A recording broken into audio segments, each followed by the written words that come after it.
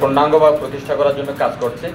বিশ্বে আমরা আফগানিস্তানকেও দেখছি না যে তারা প্রকৃতপক্ষে ইসলামিক রাষ্ট্র। এটা সম্ভব না, কারণ আফগানিস্তান যখন তার সিস্তান বেলুচিস্তান প্রদেশে হামলা হলো, ইরানে যখন হামলা হলো, ইরান তখন পাল্টা হামলা করলো আফগানিস্তানের হালমান প্রদেশে।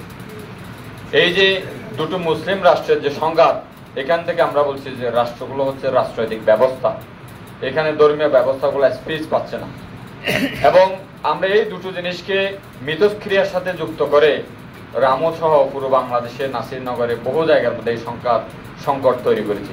এই প্রতিটা জিনিসের পিছনে রাজনীতিও দায়ী নয়, বরং ব্যক্তিদের অভিলিপ্তা ক্ষমতা, প্রভাব এবং তাদের ব্যক্তিগত যে জায়গা, সে স্পেস তৈরি করার জন্য আন্তধর্মীয় সংকটগুলো তৈরি করা হয়েছে। সুতরাং আমি বলি যে বাংলাদেশে কোনো আন্তধর্মীয় সংকটের নেই, এই সংলাপও বিশেষ দরকার আছে এমনটা আমরা মনে করি না।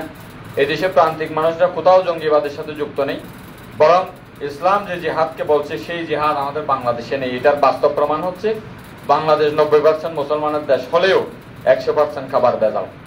এটা থেকে বোঝা যায় আমরা যেখান থেকে আমাদের জীবনকে টিকিয়ে রাখবো সেখানেই আমাদের সংঘাত শুরু, সেখানেই আমাদের জিহাদের গন্ডগোল আছে। জিহাদে আকবর তো হচ্ছে মনের জিহাদ, আমাদের নফসকে যে কবজা করার যে জায়গা, সেটি আমাদের মজবুতি।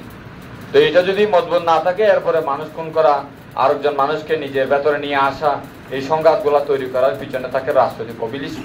আমরা মনে করি জাতীয় রাষ্ট্রের ভিতরে এই রাজনৈতিক অভিলিপ্ত থাকতে পারে, কারণ জাতীয়তাবাদী রাষ্ট্রের একটা ফর্মুলা হচ্ছে এখানে রাজা হবে সিংহের মতো শক্তিশালী, শেয়ালের মতো দূর্ত। এটা দুইটা ব্যাখ্যা। একটা হচ্ছে ইন্ডিয়া আপনাকে 50 ইয়ার ধরে কবজা করে রেখেছে, কারণ তার রাজনৈতিক প্রয়োজন আপনাকে ব্যবহার করা লাগবে, যেহেতু সে সিংহের মতো শক্তিশালী। আর আমাদের বাংলাদেশে গত 10 বছরে জামাত ইসলাম, বিএনপিকে, আওয়ামী লীগ রাস্তা থেকে আউট করে দিয়েছিল, কারণ রাজাকে শেয়ালের মতো দ্রুত হইতে পারে, সেখানে কোনো মানুষ যেন তার বিরুদ্ধে দাঁড়াতে না পারে। সুতরাং আমরা যদি জাতীয় রাষ্ট্র মানি, বর্ডার ভিত্তিক জাতীয় রাষ্ট্র মানি, তাহলে এখানে ধর্মীয় সংঘাত অনিবার্য। এবং এই সংঘাতের সাথে আমাদের তথাকথিত রাজনীতিবিদ যারা জনগণের সাথে কোনো সম্পর্ক নেই, বরং কেন্দ্র থেকে মনোনয়ন নিয়ে চলে, সেই মানুষগুলো যারা জনগণের ধার ধারে না, যারা মনে করে রাজনীতি মানে নবাবী, এই লোকগুলা সবসময় এই ব্যাপারগুলোকে ব্যবহার করবে। আমি মনে করি বাংলাদেশে একটা নয়া সরকার এসেছে, জুলাই বিপ্লব হয়েছে, 2000 মানুষ আত্মাহুতি দিয়েছে। এটার পিছনে হচ্ছে বাংলাদেশের মানুষ রাজনীতি না বোঝার যে গণ্ডমূর্খতা, এটা দায়ী। ইভেন এই দেশের 80% মানুষ রাজনীতি কি জিনিস সেটা বোঝে না। এই না বোঝার কারণে জনগণের ভেতরে গিয়ে জনগণের কল্যাণ নিশ্চিত করার জন্য রাজনীতিবিদরা কাজ না করে কেন্দ্র থেকে মনোনয়ন নেওয়া, লবিং করা এবং গুন্ডা বাহিনী পালন করার মধ্যে, মাফিয়াতন্ত্র বাস্তবায়ন করার মধ্যে লোকেরা থাকে।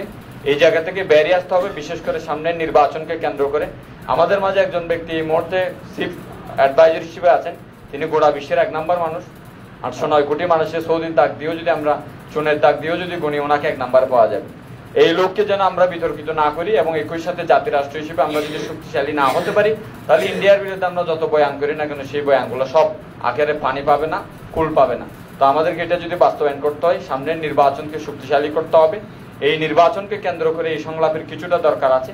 রামর মতো জায়গায় আমরা মনে করি আপনারা যারা এখানে ধর্মীয় গোষ্ঠী থেকে এসেছেন, তাদের উচিত হবে জনগণকে অ্যাবসলিউট রাজনীতি বোঝানো। রাজনীতি গরিব মানুষের জিনিস, 70% গরিব মানুষ যেখানে আছে, সেখানে সংসদে 300 জন এমপি গরিব মানুষের ছেলে হওয়া উচিত।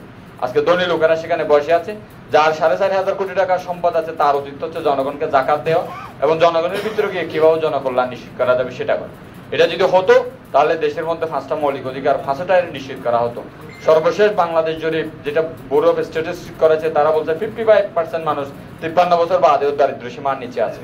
এখান থেকে যদি আপনারা বেঁচে উঠতে পারেন এবং এটার জন্য যদি আপনারা সত্যিকার অর্থে কাজ করেন, আপনাদের মসজিদগুলোকে যদি সমাজ কায়েম করার কাজ করেন, শুধু নামাজ পড়ার ব্যাপার না, এখানে তো কায়েম করার ব্যাপার আছে। এই 3টা জিনিস, যেটা আকিমুস সালাত ওয়া আতুজ যাকাত, আমরু বিল মারুফ ওয়া নাহি আনিল মুনকার, সমাজ, অর্থনীতি এবং রাজনীতিতে যে বৈপ্লবিক পরিবর্তন সাধন করা দরকার, 3টা জায়গার মধ্যে গ্যাপ আছে। তো ইসলামের মতো একটা ধর্মীয় ব্যবস্থা, বিশ্বের সর্বশেষ ধর্ম ব্যবস্থা, যেটার পরে হয়তো আর আসবেই না, যেটা iPhone 16 Pro Max এর মধ্যে, যেখানে বদনা কোন হাতে নিয়ে টয়লেটে ঢোকা যাবে, সেখান থেকে শুরু করে মোড়টাতে পান কয়টা হবে, এই সব কিছুর ব্যাখ্যা যেখানে আছে, সেই ধর্ম ব্যবস্থা যদি জনগণকে রাজনৈতিকভাবে শিক্ষিত করতে না পারে, তাহলে আমরা প্রকৃতপক্ষে মুসলমান হইতে পারবো না, নাগরিক হইতে পারবো না, রাজনীতিকে হইতে পারবো না। এই 3টা জায়গায় আপনাদের অবদান দরকার। আমি আপনাদেরকে অবদান রাখার জন্য আহ্বান জানিয়ে আমার কথা শেষ করছি। আসসালামু আলাইকুম।